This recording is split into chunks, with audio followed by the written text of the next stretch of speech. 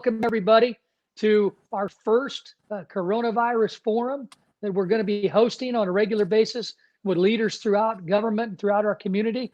And we're starting today with a focus on agriculture. The focus is going to be on what is going on with COVID-19, the response, and how's that affecting our farmers? How's that affecting our producers and our ag industry as a whole? I've got Rich Guebert, the president of the Illinois Farm Bureau, who's joined me today. He's going to be on this with me. Rich, I really appreciate you taking the time. First off, I just want to ask you, what has the coronavirus pandemic done, and how's it affecting our farmers and your members in agriculture as a whole?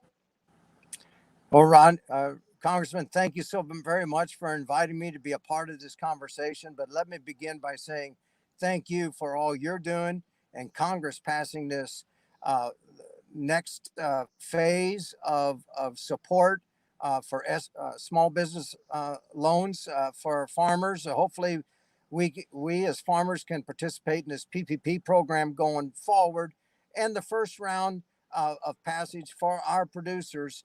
I was on a conference call Wednesday with Undersecretary Bill Northey, and appreciate all that they're doing. The Secretary of Agriculture, appreciate what the administration is doing.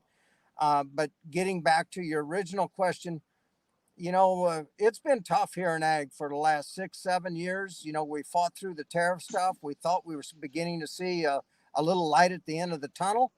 And then Corona virus shows its ugly head and has basically turned not only every sector of agriculture upside down and on its head, just all small businesses. It doesn't make, it has impacted everybody in this country to one degree or another. And we really appreciate what is happening. But getting back to your original question, livestock probably is taking it on the chin the hardest at this point in time. We've seen commodity prices go through the floor, way below the cost of production. But I really worry about our young farmers and our livestock producers.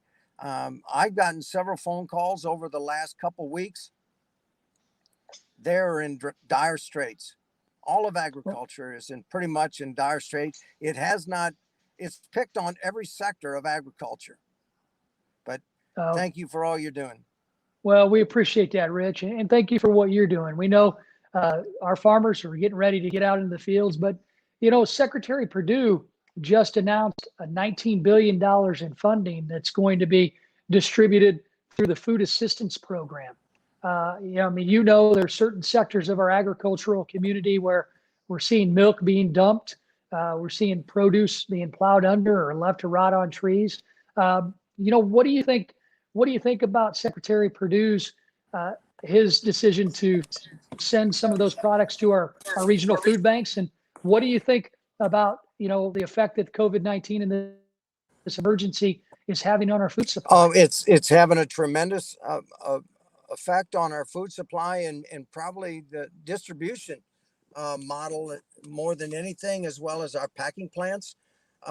Workers not showing up to work, and for whatever reason, or whether they have a family member or themselves are impacted by coronavirus.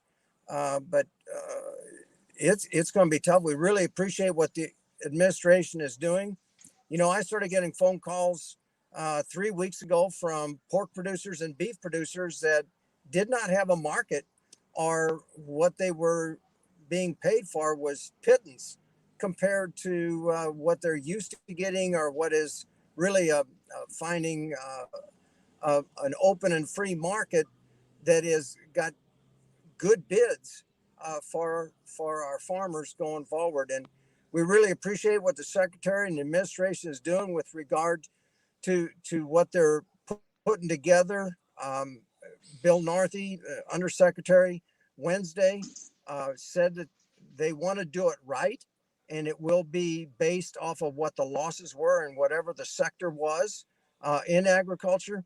But it may be mid-March or mid-May before it comes out of rules, and it could be the end of May or sometime in June before the dollars really get out here to the farm gate.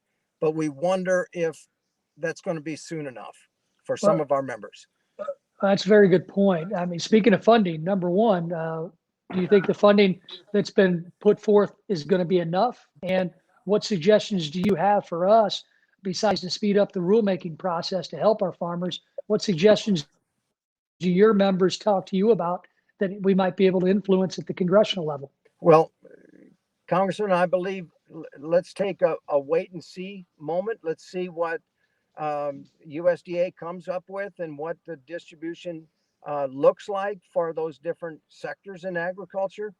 Um, I'd really like to say that, once we get past the end of April or May, whichever the choice may be, we get this behind us.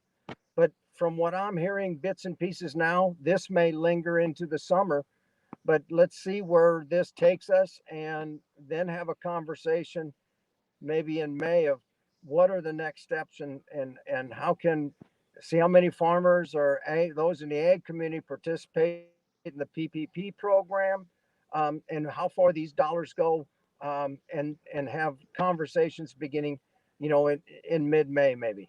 Well, thank you for that. And I know I've been working with some of your members on Schedule F issues in regards to the PPP program and others. So let's keep in touch. If your farmers, your members have issues that we can get clarified through the Department of Treasury or the SBA, let us know. We're happy to try and assist our constituents in that way. But I got to ask you, Rich, what's up with the beard, my man? Well, my wife asked me the same question after about the first week or 10 days I was home. She said, "You ever going to shave?" I said, "You know what? I've kind of gotten lazy and kind of like the opportunity of not shaving every morning." And she says, "Well, maybe you ought to consider it." So I thought, well, one evening I'll just kind of dress it up a little bit. And whenever this is over, well, then I'll try to step up a little closer to that razor blade. You look good, my man. I almost didn't recognize you when you popped up on the screen and called in, but it looks good on you. And I want to make sure that our listeners know that that's new. It's new to me and new to a lot of folks, but that's still President Guebert. Last question for you, Rich.